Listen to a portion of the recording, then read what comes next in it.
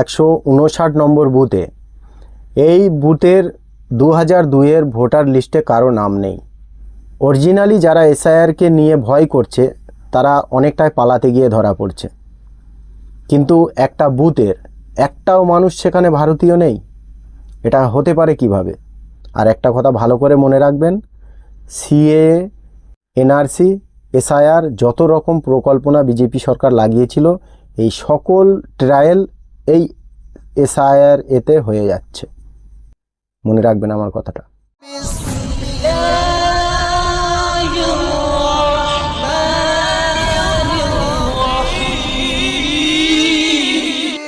159 নম্বর বুথে, এই বুথের 2002-এর ভোটার লিস্টে কারো নাম নেই, আসছে 23-এ। এসআইআর নিয়ে খুবই একটা সমস্যার মুখে পড়ে গেছে অশোকনগর বিধানসভার গুমা ঘোষপাড়ার বাসিন্দারা। সেখানে 100-রও বেশি পরিবার বসবাস করে এবং তারা সকলেই হিন্দু। এর মানে এটা নয় যে হিন্দু বলে আমি তাদের হয়ে কথা বলবো না। সে হিন্দু হোক আর যেই হোক, সে আমাদের দেশের বাসিন্দার। অরিজিনালি যারা এসআইআরকে নিয়ে ভয় করছে তারা অনেকটাই পালাতে গিয়ে ধরা পড়ছে, কিন্তু একটা বুথের একটাও মানুষ সেখানে ভারতীয় নেই। এটা হতে পারে কিভাবে? চলেন এই বিষয়ে একটা টিএমসির নেতা কি বলছে আমরা একটু জেনে নেই। আরো বিস্ময়কর ঘটনা উত্তর 24 পরগনার অশোকনগরে। এখানে বুথ নাম্বার 159, বুথ নাম্বার 159 এখন দেখাচ্ছে কোনো ভোটার নেই। কি করে হতে পারে? বলছে ভোটার নেই, একটা বুথ আছে, সে ভোটাররা গেলেন কোথায়? এর মধ্যেই উড়িয়ে দেওয়া হয়েছে। তো কোথায় গেলেন তারা? তার তো একটা উত্তর থাকবে। এটা আপনারা শুনলেন টিএমসি নেতা কুণাল ঘোষের কথা। এবারে গুমা ঘোষপাড়ার যে সকল বাসিন্দার আছে 159 নম্বর বুথের, সেই বুথের বাসিন্দাদের কথা আপনারা শোনেন। দাদা, আপনাদের কাছে কি খবর এলো বা কতটা দুশ্চিন্তার ভিতর রয়েছেন এখন? আমাদের কাছে খবর হলো যে 2002 সালের ভোটার লিস্টে আমাদের পাড়ায় গুমা ঘোষপাড়ার এদের কারুরই নাম নেই। আমাদের 2003 সালের ভোটার লিস্টটা পাওয়া যাচ্ছে। হ্যাঁ, কিন্তু আমরা তো দেশ স্বাধীন হওয়ার আগে থেকে এখানকার আমরা স্থানীয়। আমাদের জমির দলিল 1934-35 সালের দলিল আমার নিজের আছে, 1934 সালের দলিল। তারপরেও তাদের ভোটার লিস্টে নাম নেই কেন 2002-এর? এর পিছনের মূল কারণ আমাদের দেশের বিজেপি গভর্নমেন্ট আর আমাদের দেশের ইলেকশন কমিশনার। এই গুমা ঘোষপাড়ার 159 নম্বর বুথের সকল মানুষের নাম কেটে দেওয়া হয়েছে ভোটার লিস্ট থেকে, এবং সেই চার্ট ডিলিট করে দেওয়া হয়েছে ভোটার লিস্টের ওয়েবসাইট থেকে। ইলেকশন কমিশনারের ওয়েবসাইট থেকে সেই ভোটার লিস্ট কমপ্লিটলি ডিলিট করে দেওয়া হয়েছে ইলেকশন কমিশনার দ্বারা। এবার আমার রিকোয়েস্ট সকল বাংলার মানুষের কাছে, যে সকল মানুষ ভাবছেন যে আমার কমপ্লিট ডকুমেন্ট আছে, আমার পুরনো দলিল আছে, 2002-এর ভোটার লিস্টে আমার নাম আছে, এই সরকার, এই যে বিজেপি সরকার আপনার নাম কখন কেটে দেবে আপনার ধরার ক্ষমতা নেই। সেটা জানতে পারবেন তখন আপনি যখন ভোট দিতে যাবেন, অতঃপর তখন জানতে পারবেন যখন আপনাকে বাংলাদেশি বলে গ্রেপ্তার করে নিয়ে ডিটেনশন ক্যাম্পে রাখা হবে। আর এটার মূল কারণ আমি আপনাদেরকে বলে দিচ্ছি। এনআরসি সকলেই জানেন সরকার হতে দেননি। এনআরসির পরে, কিন্তু এনআরসির পরে যত রকমের প্রকল্পনা চলেছে বাংলায় মানুষকে এই ধরনের বিপদে ফেলার জন্য বিজেপি সরকার দ্বারা, সেটা আপনাদের কাছে কিছু লুকিয়ে নেই। কিন্তু আপনারা কি মনে করেন এনআরসি হয়নি? আসলে এটাই এনআরসি। আপনারা যেটা বলছেন এসআইআর চলছে, এসআইআর চলছে, এটা আপনাদের ভুল ধারণা। আসলে এটাই এনআরসি চলছে। যত রকমের প্রকল্পনা ছিল বিজেপি সরকারের, সব এর ভিতর দিয়ে বিজেপি সরকার কমপ্লিট করছে। আর এই প্রকল্পনায় লক্ষ লক্ষ মানুষের নাম কাটা যাবে এবং তারা ভারতীয় নাগরিক। যারা ভারতীয় নাগরিক না তারা তো পালিয়ে বেড়াচ্ছে, তার প্রমাণ আমি আপনাদেরকে দিচ্ছি। কিন্তু এই এসআইআরটাকে নিয়ে আসলে এটাই এনআরসি, যত রকম প্রকল্পনা ছিল সব একসাথে লাগিয়েছে বিজেপি সরকার। 26-এ ইলেকশন, ভোটার লিস্ট থেকে ভোটারদের নাম কাটতে হবে, বিজেপিকে জিততে হবে বাংলায়, এবং যারা বিজেপিকে নিয়ে নাচানাচি করছিল তারা এগুলো দেখুক ভালো করে। আরেকটা ভিডিও আপনারা দেখেন।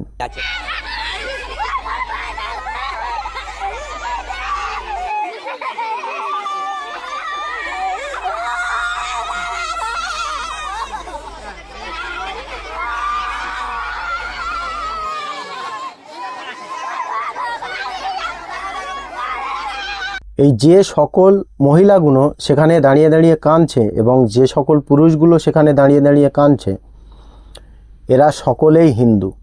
যত ব্যক্তি ওখানে আছে সকলেই হিন্দু, এবং এদের ভিতরে হতে পারে একটা দুটো বাংলাদেশি আছে। 99% মানুষ যারা আছে ওখানে তারা সকলেই ভারতের বাসিন্দার, কিন্তু তাদের সকলের নাম 2002 সালের ভোটার লিস্ট থেকে ডিলিট করে দেওয়া হয়েছে ইলেকশন কমিশনার দ্বারা। এসআইআর নিয়ে যারা ভয় করছে, যারা অরিজিনালি বাংলাদেশের বাসিন্দার অথবা অন্য দেশের বাসিন্দার, যেটা বলছে মায়ানমারের লোক এসে এখানে লুকিয়ে আছে, তারা কিভাবে পালাচ্ছে আপনারা দেখেন। এসআইআরের ভয়ে এই 45 জন মানুষ বাংলাদেশে লুকিয়ে পালিয়ে যাচ্ছিলেন। এই সকল মানুষগুলো বাংলাদেশি, কিন্তু বর্ডারের বিএসএফের জওয়ান এদেরকে অ্যারেস্ট করে স্বরূপনগর পুলিশের কাছে হ্যান্ডওভার করে। স্বরূপনগর থানার পুলিশ তাদেরকে যখন কোর্টে তুলেছেন, কোর্ট থেকে তাদেরকে 10 দিন জেলে রাখার আদেশ দেওয়া হয়েছে। তারপরের কিন্তু কোনো প্রকল্পনা এই সরকারের নেই যে এদের সাথে কি হবে, এদেরকে বাংলায় ফিরিয়ে দেওয়া হবে, নাকি ডিটেনশন ক্যাম্প করে এদেরকে রাখা হবে, নাকি এদেরকে সেকেন্ড সিটিজেন বলে পারমিশন দেওয়া হবে। এই ধরনের কোনো প্রকল্পনা ভারত সরকারের নেই। অ্যাটলিস্ট বিজেপি সরকারের এই ধরনের কোনো প্রকল্পনা নেই। এই সকল কাজগুলো করা হচ্ছে মানুষকে হ্যারাসমেন্ট করার জন্য। ঠিক আছে, এসআইআর হচ্ছে, হয়ে যাক, আমার কোনো আপত্তি নেই, কিন্তু যে সকল মানুষগুলোর নাম কেটে দেওয়া হচ্ছে তারা কি আসলেই বাংলাদেশি? গুমা ঘোষপাড়ার 159 নম্বর বুথের একটা কেউ ভোট দেয়নি। 23-এ গিয়ে তারা ভোট দিয়েছে। তারা 1 বছরে সেখানে এসে জমি কিনেছে, 1 বছরে তারা ভোটার হয়েছে, 1 বছরে তারা নিজের আইডেন্টি বানিয়েছে, 1 বছরে তারা সব কিছু করে নিয়েছে। এটা কিভাবে সম্ভব হতে পারে? অ্যাটলিস্ট এটা কোনো দিন সম্ভব নয়। ইলেকশন কমিশনার দ্বারা এই বুথের গুমা ঘোষপাড়ার 159 নম্বর বুথের সকল ভোটারদের নাম কেটে দেওয়া হয়েছে, যাতে বাংলায় টিএমসি সরকারের ভোটটা কমে যায়, সেই কারণে। এছাড়া আদার্স অন্য কোনো কারণ নাই। আর বিজেপি যেটা সবসময় করে মানুষকে হ্যারাসমেন্ট করা, ওছাড়া এদের আর অন্য কোনো কাজ নেই। যেমন ইংরেজেরা করেছিল ডিভাইড অ্যান্ড রুল, ঠিক তেমনটাই করছে বিজেপি সরকার 2014 পর থেকে। ডিভাইড অ্যান্ড রুল, মানুষকে দুটি ভাগে ডিভাইড করার চেষ্টা করছে, আর হয়েও গেছে। 99% তো ডিভাইড হয়েই গেছে মানুষ, কিন্তু মানুষ এখনও নিজের চোখ খুলছে না।